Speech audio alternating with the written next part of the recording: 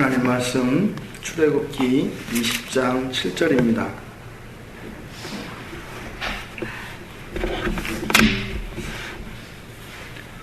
출애굽기 20장 7절 말씀을 우리 같이 한 목소리로 함께 읽겠습니다. 7절입니다. 너는 내 하나님 여호와의 이름을 망령되게 부르지 말라. 여호와는 그의 이름을 망령되게 부르는 자를 죄 없다 하지 아니하리라. 아멘. 기도하겠습니다.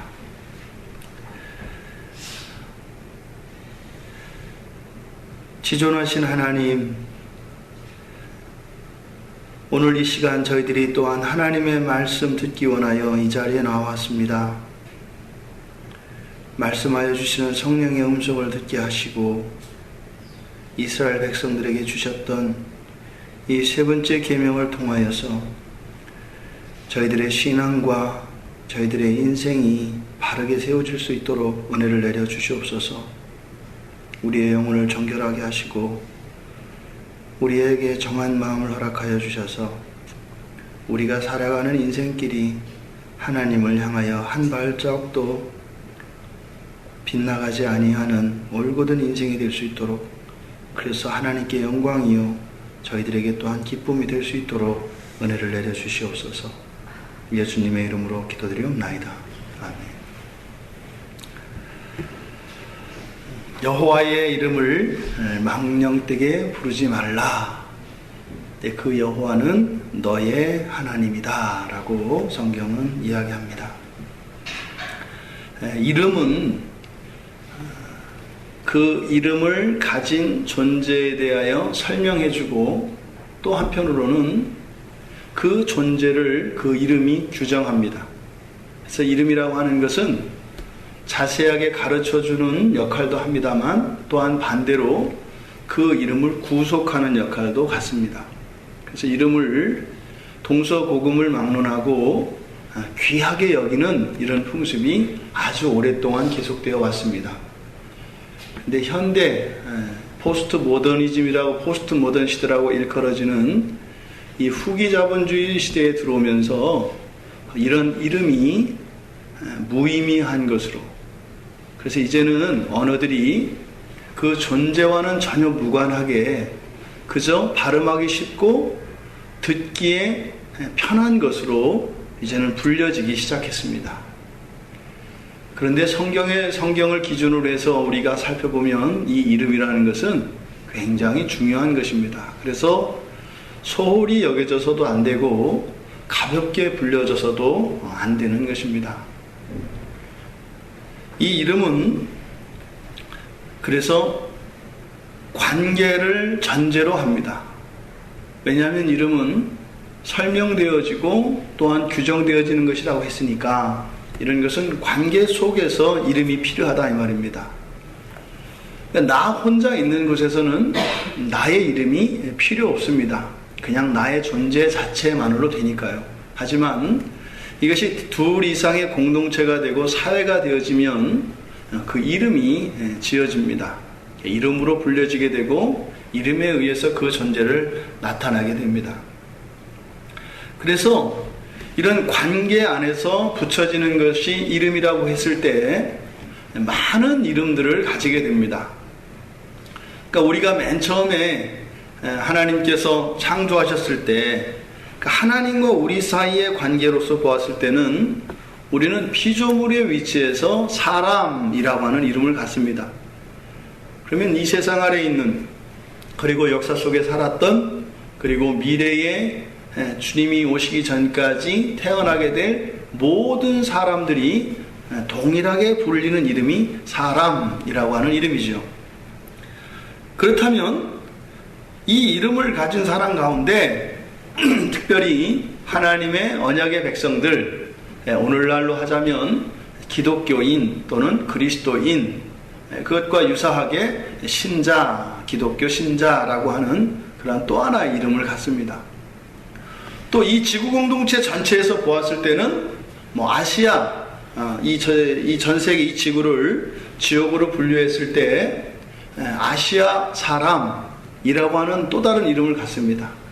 또 아시아 안에서 좀 더 좁히면 대한민국의 일원으로서 대한민국의 국민 또는 시민이라고 하는 이름을 갖습니다. 또 좀 더 좁혀서 우리들의 일터 가운데에서 불려지는 이름들이 있습니다. 그리고 가정 안에 들어오면 가정 안에서 갖는 또 이름이 있습니다. 남편으로, 아내로, 부모로, 자녀로 불려지는 이런 이름들이 있습니다. 하지만 지금 이렇게 그 존재와 그 기능, 그런 신분들을 가지고 분류한 이 이름 속에는 많은 사람들이 포함되어 있습니다. 사람 하면 전 세계에 있는 모든 사람이듯 아빠 하면 또 전 세계에 있는 결혼하여서 자녀가 있는 모든 남성들이 동시에 갖는 이름이 아빠다 이 말입니다.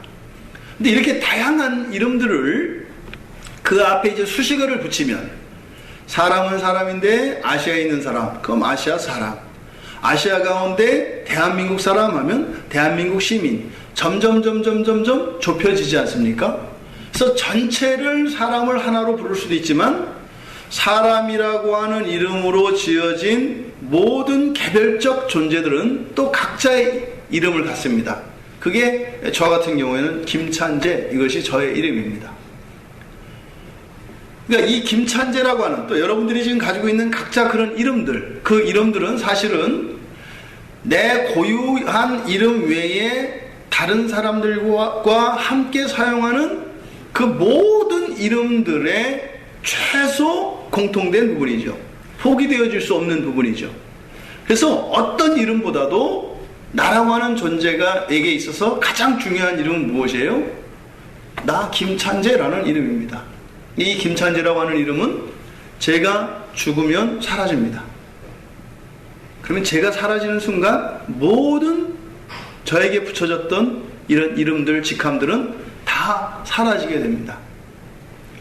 성경에서 하나님에 대한 이름이 많이 나옵니다. 대략 정리하면 27개 정도로 정리가 되는데요. 그것은 하나님의 각각의 성품과 능력과 하나님의 존재에 대한 계시가 이런 이름들을 통해서 성경을 통해 우리들에게 알려집니다. 마찬가지죠. 제가 목사라고 하는 이 직함, 이 직업적 이름을 누구에게 이야기하면 제 존재가 이렇게 종교인으로 벌써 이렇게 규정이 되지 않습니까? 그래서 우리가 갖는 모든 이름은 저에 대한 설명이다 이 말입니다. 그러니까 성경에 있는 하나님에 대하여 불려지는 하나님이 가르쳐 주신 그 모든 이름들은 하나님을 아는 지식에 있어서 가장 근본적이고 가장 중요한 계시의 방편입니다.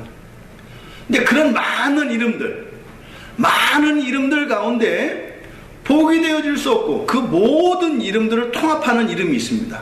그게 바로 여호와라고 하는 이름입니다. 그러니까 우리말 성경에는 여호와라고 되어 있지만 야훼 하나님이라고 이야기를 합니다. 하지만 그것조차도 완전한 이름은 아니고 사실은 모세에게 가르쳐 주셔서 입으로 구전되었던 그 이름이 지금은 실존되고 없습니다. 정확하게 그 시내산에서 모세를 부르실 때 가르쳐 주셨던 그 음성으로 모세의 귀에 들려서 모세의 이 입술을 통해 발성되었던 그 하나님, 그 언약의 하나님, 창조주 하나님, 유일하신 그 하나님의 이름이 사실은 실존됐습니다. 지금 오늘 성경에서 그 여호와, 이때까지는 지금 그 하나님, 여기는 우리는 여호와라고 개역성경에 기록되어 있기 때문에 여호와라고 부르지만 사실은 똑같은 발음은 아니죠. 그 야훼 하나님, 그 하나님의 이름을 제시하실 때는 무엇이에요? 하나님의 창조와 그런 전능하심과 하나님의 공의로우심과 무한하신 사랑하심과 이 모든 하나님에 관해서 계시되었던 이 하나님의 모든 지식을 합쳐서 압축하여 말씀하고 계시는 것입니다. 그러니까 이 여호와라고 하는 우리 하나님의 이름, 이 이름을 망령되게 부르지 말라. 그것은 반대로 어떻게 하라는 것이에요? 망령되는 것에 반대되게 하라는 말씀이겠죠. 그러면 이 여호와 하나님의 이름을 망령되게 부르지 않는다면 거룩하게 하는 것입니다. 그리고 존경하며 숭배하는 것을 의미합니다. 자, 이렇게 말씀하신 그 하나님의 이러한 의도, 지금 우리는 여호와 하나님과의 우리 백성들 사이는 아주 친밀한 관계고, 그것이 죄로 인해서 갈라졌고, 하나님은 다시 우리와의 이런 친밀한 사귐을 원하신다라고 하는 이야기에 대해서 우리가 지금 12월 한 달 동안 계속 반복적으로 말씀드렸고, 성경에서 사용되었던 이런 용례들 성경 말씀을 통해서 살펴보고 있습니다.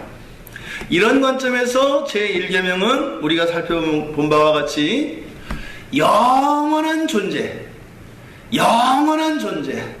그리고 천지를 창조하신 그 존재는 단 한 분, 여호와 하나님 한 분밖에 없다라고 하는 것입니다.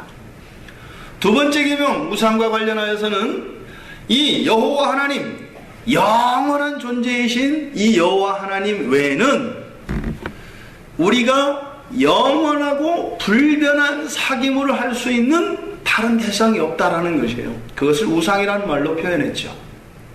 그러니까 오늘 우리가 보려고 하는 이 제3계명을 통해서도 이제는 하나님께서 우리 사람들과 완전하고 영원하고 불변하는 관계를 맺게 될 유일한 대상으로서 하나님 당신에 대하여 말씀하시고, 엉뚱한 것을 찾아 헤매는 우리들에게 하지 말도록 금지하신 다음에 이제 제3계명에서 구체적으로 이러한 관계의 국면, 이제는 구체적인 사귐의 이 회복의 국면으로 들어가려고 하는 말씀을 제3계명을 통해서 주시는 것입니다.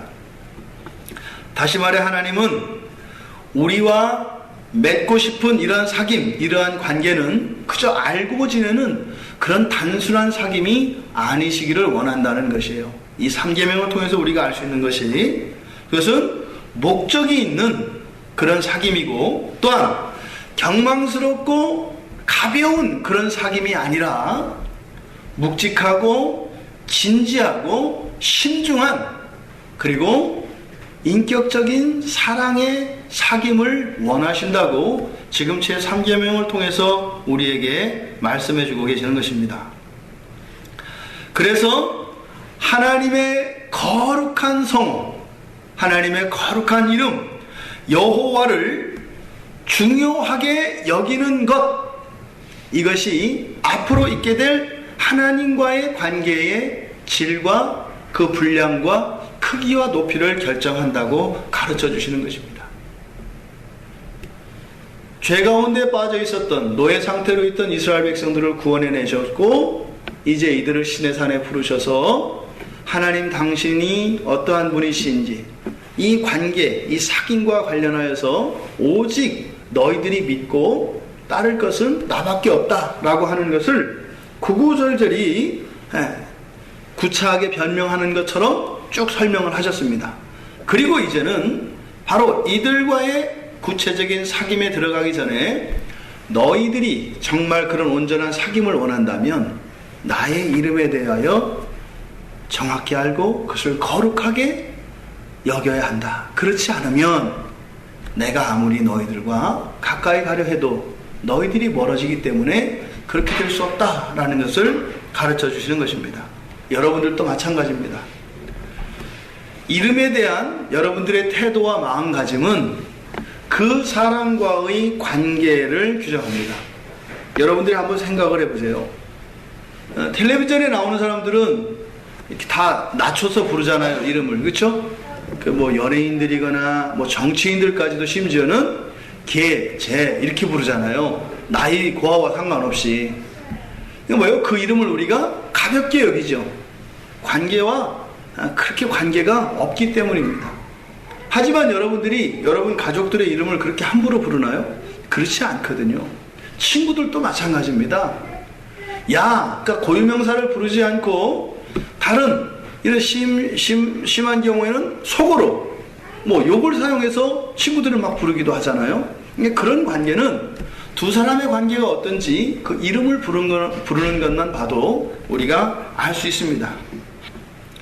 하나님 편에서는 이미 우리들의 이름을 귀하게 여기십니다. 하나님 편에서는 우리들의 이름을 아주 보배롭게 여기시고 아주 귀하게 부르십니다. 이 세상에 있는 모든 피조물 가운데 하나님이 직접 이름을 지어주신 것은 사람이에요. 하나님이 그 창조주가 이 사람만 이름을 지어주셨어요. 나머지는요, 사람으로 하여금 이름을 짓게 하셨습니다.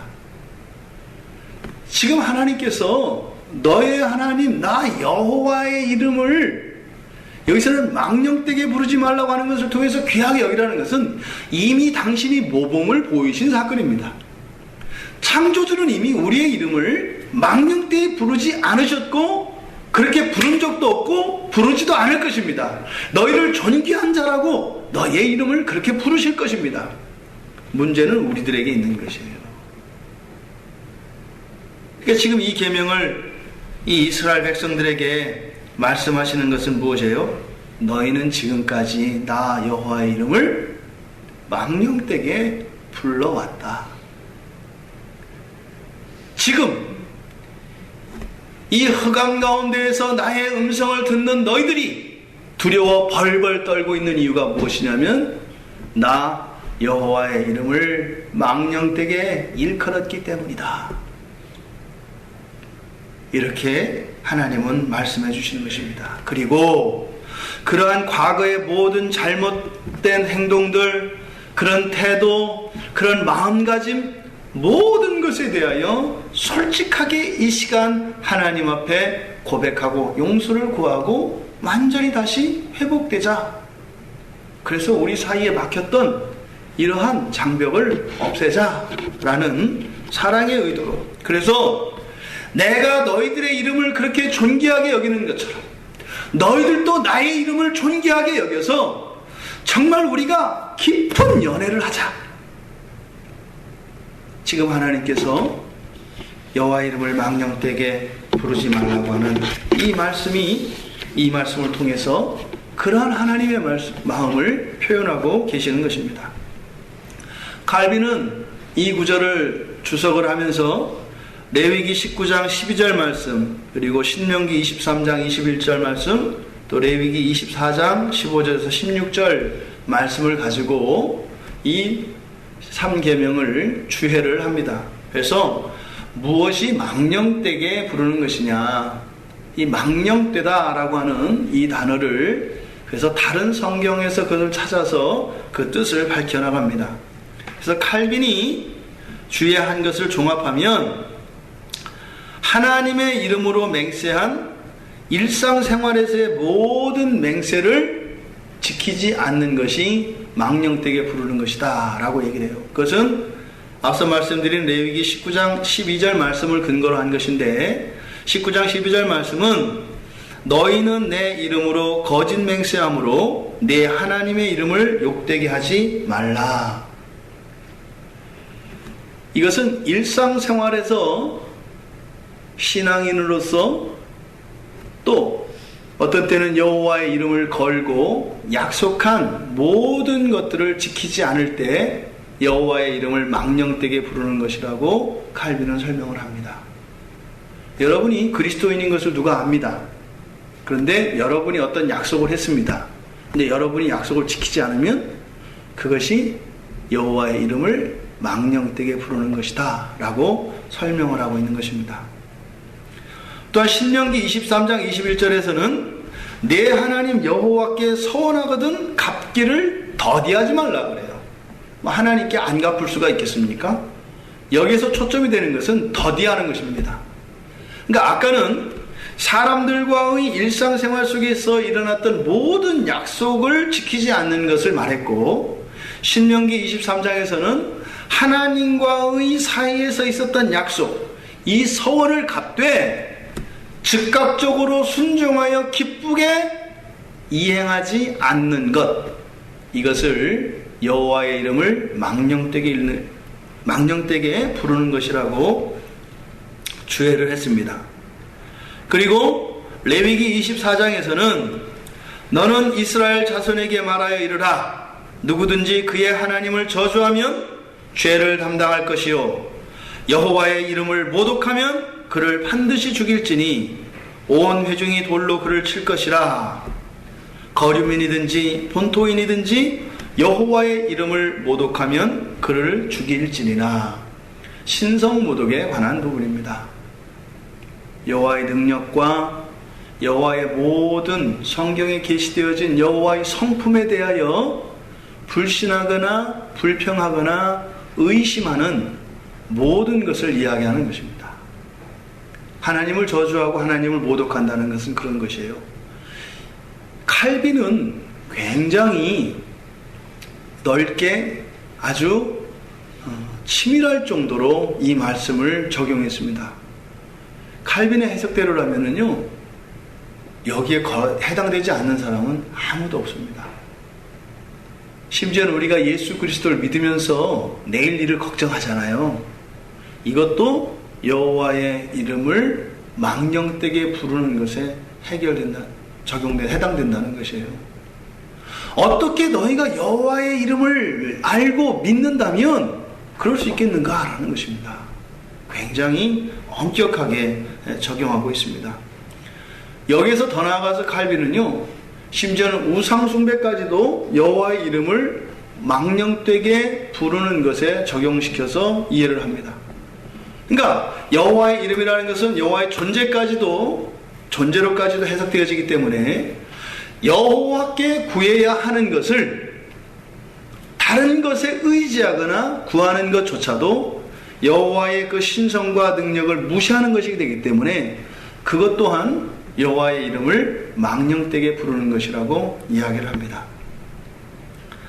칼빈이 다루지 않았던 다른 본문을 통해서 좀 더 망령되게 부른다는 말을 구체적으로 살펴보고 우리가 적용할 수 있었으면 좋겠습니다. 원래 이 라샤웨라고 하는 이 망령되게라고 번역한 이 단어, 이것은 헛되게, 또 쓸모없게, 무의미하게, 공허하게, 이러한 의미를 가지고 있는 히브리어입니다. 근데 이 단어가 사용되어진 경우가 그렇게 많지 않아요. 대략 48번, 한 50번 정도 사용되어지는데 그 본문들을 찾아서 그 본문들을 같은 의미들끼리 분류하고 해서 좀 정리해봤습니다. 첫 번째 대표적인 말씀이 시편 12편 2절 말씀입니다. 여기에서는 그들이 이웃에게 거짓을 말하며 아첨하는 입술과 두 마음으로 말하도다. 굉장히 사실은 연구할 가치가 있는 재미있는 표현이 있는 구절인데요. 여기서는 어찌됐든 거짓, 여기서 그들이 이웃에게 거짓을 말하며 할 때 거짓이라고 번역되어진 이 단어가 바로 망령되게의 번역입니다. 그래서 여기서는 이 망령되다라고 하는 것이 거짓됨과 관련돼서 나타나요. 그러니까 여기서 말하는 거짓, 그 뒤에 12편 2절에 아첨하는 입술과 두 마음으로 말하는 것, 이것이 앞에 나온 거짓에 대한 자세한 설명입니다. 그러니까 망령되다라고 하는 것은 시편 12편에서 우리가 알 수 있는 것은 뭐예요? 아첨하는 것, 그리고 두 마음으로 말하는 것, 이게 망령된 것이다 이 말입니다. 아첨한다는 건 뭘까요? 자기가 생각하는 것보다 부풀려서 상대방이 듣기 좋기에 과장되게 말하는 것을 아첨한다라고 이야기를 합니다. 없는 것을 말하기보다는 있는 것을, 작은 것을 크게 말하는 것을 아첨한다고 이야기해요. 그러니까 망령되다라는 것은 무엇이라고요?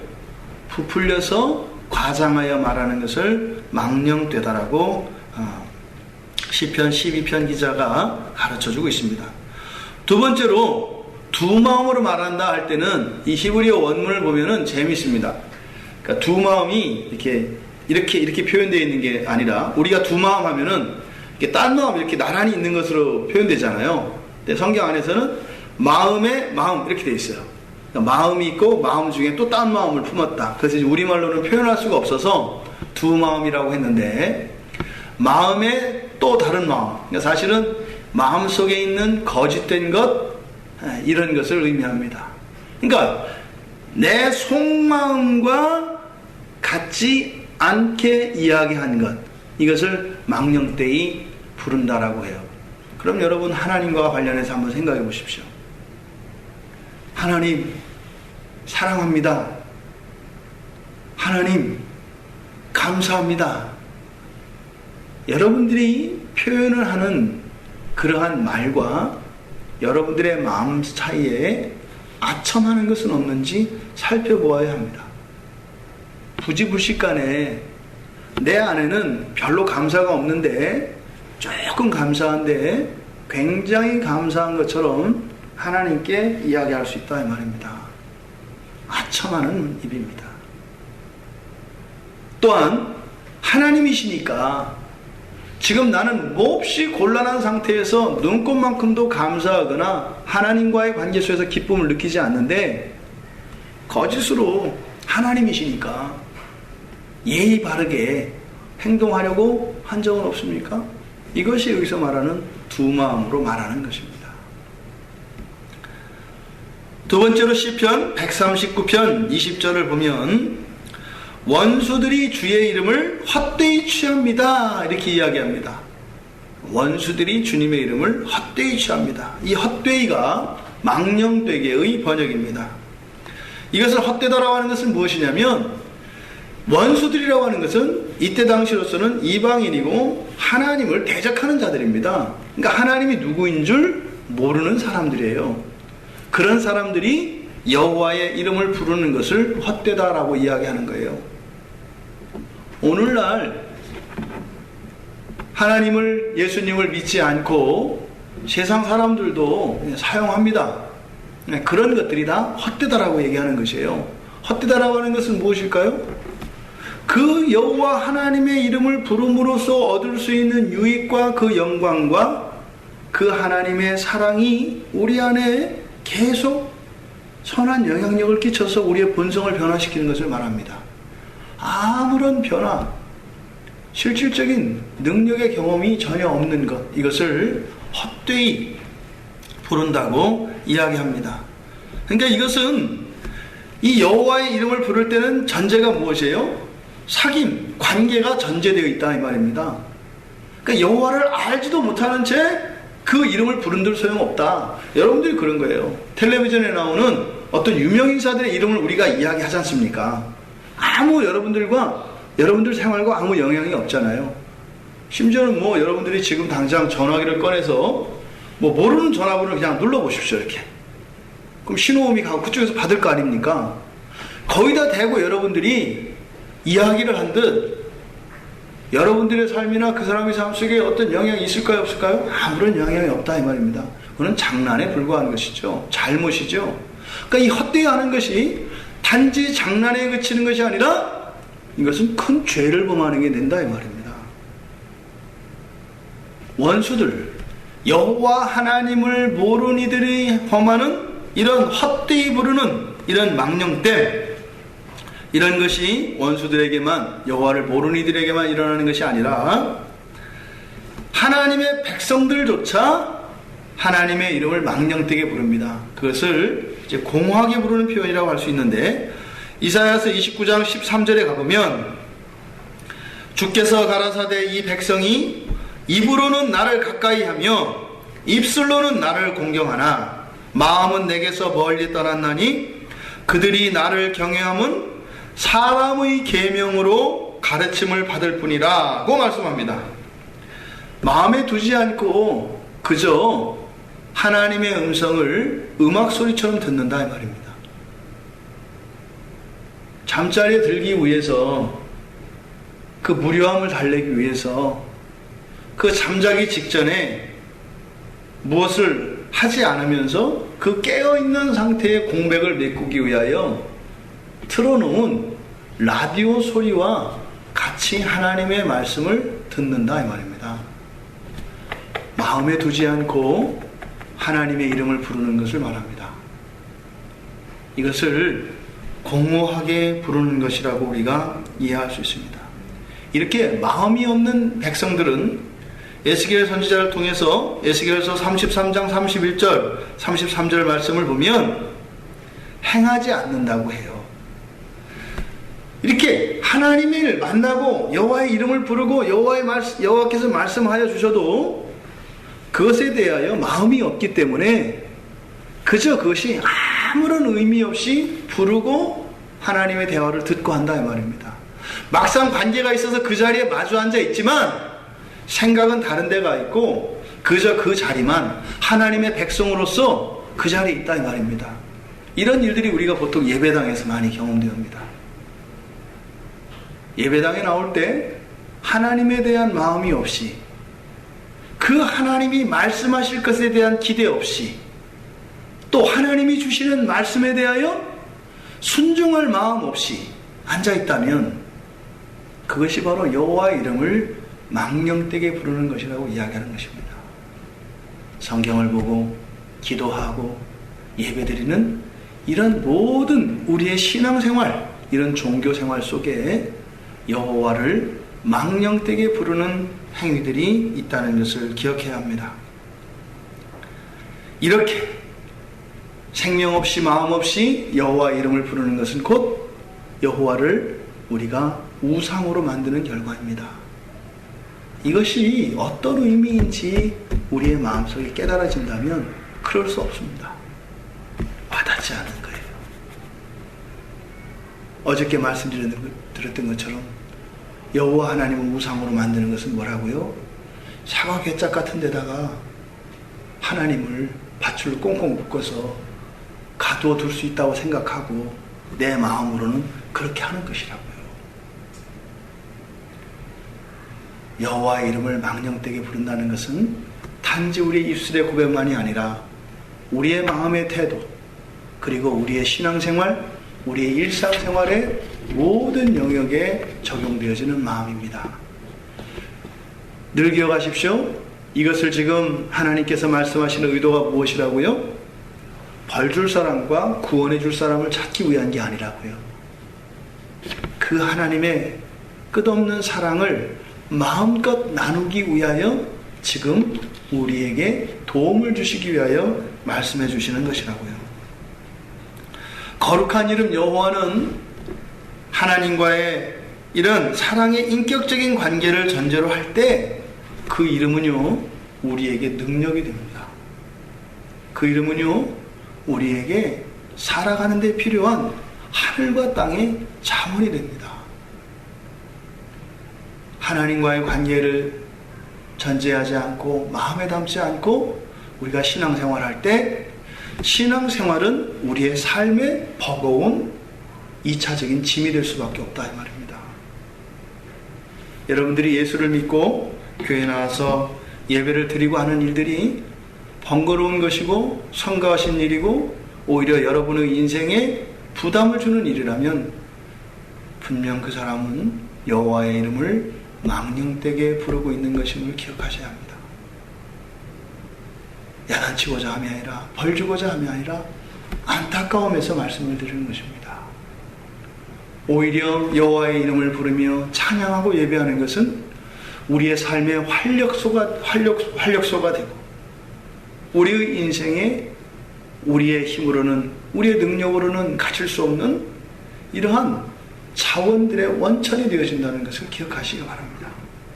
하나님으로부터 오는 은혜는 그저 심리적인 만족이나 심리적인 평안만을 주는 것이 아니라 이것은 우리의 근육이 가지고 있는, 우리 뼈가 가지고 있는 그것보다 더 능가하는 힘이요 자원이라는 것을 믿으시기 바랍니다. 그러니 하나님이 경험되지 않는 겁니다. 그냥 하나님은 생각 속에만 있는 하나님이고 도덕적인 하나님인 것이에요.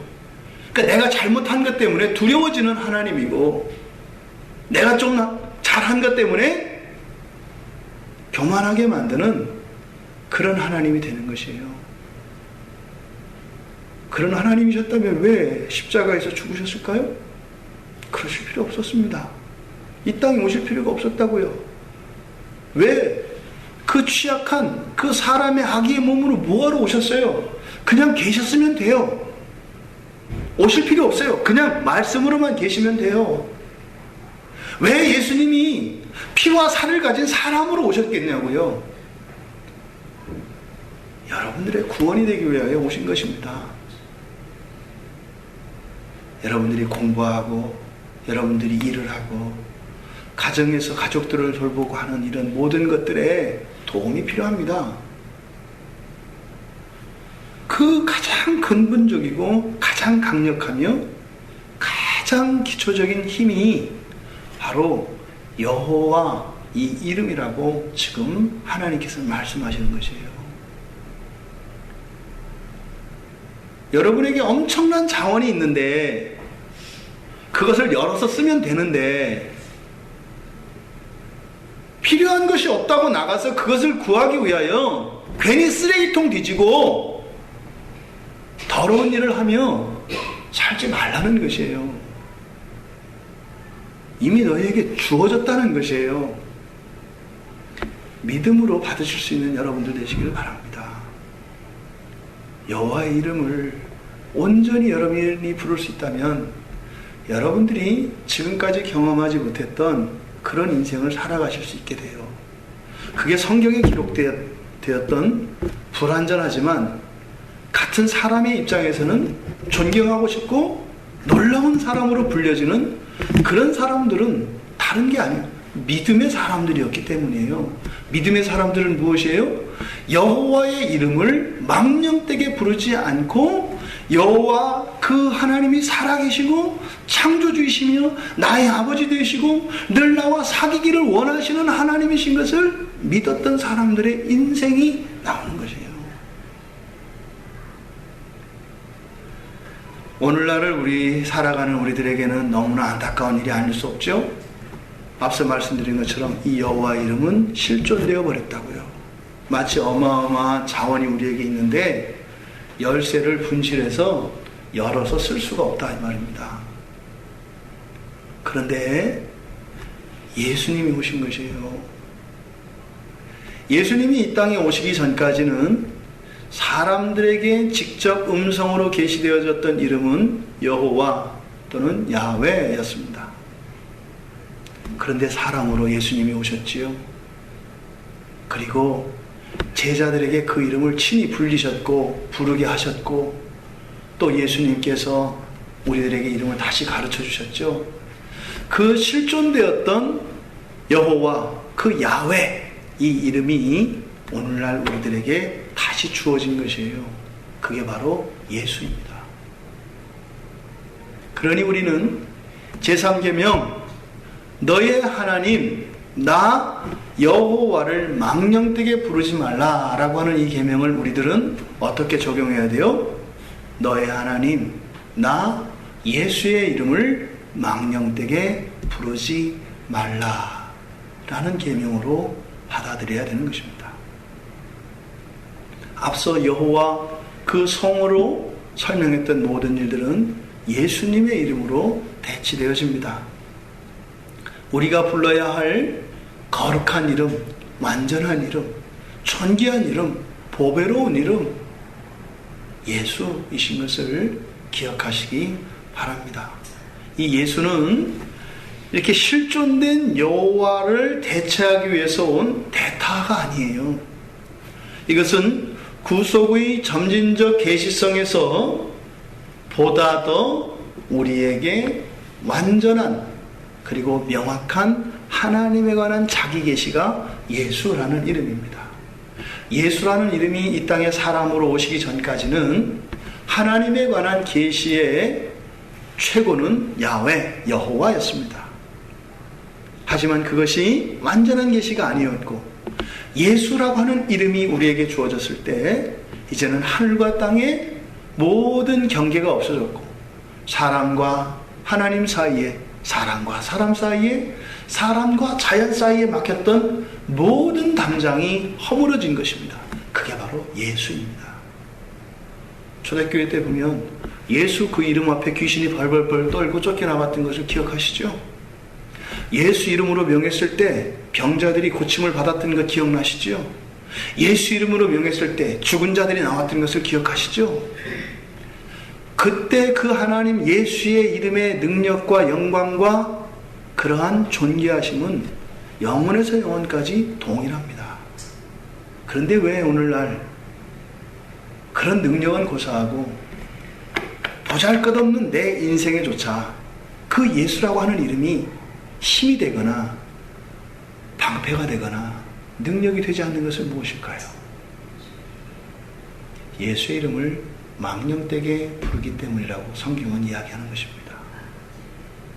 여러분, 거룩한 이름이십니다. 예수의 이름을 높이십시오.